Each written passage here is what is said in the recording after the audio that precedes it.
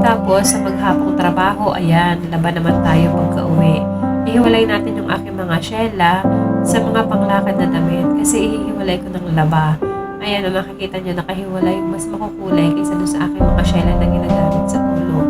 Automatic nga pala yung washing machine dito, kaya kapag inilagay mo siya, maghihintay ka lang ng ilang minuto, tuyo na siya, isasampay mo na lang. Ayan, pagkasala nga natin, ipapakita ko sa inyo, ayan yung aking mga syela, yung panlagay ko sa aking ulo. Ayan, lagyan lang natin ng powder, lagyan natin ng konting downy kasi kukunti lang naman yung aking nilagay. Tapos i-spin na natin. Ayan, hintayin lang natin ng ilang minuto.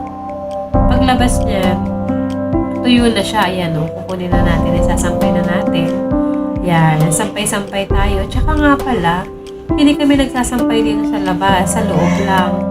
Kasi kahit naman sa loob lang siya, mabango at tuyo na din siya.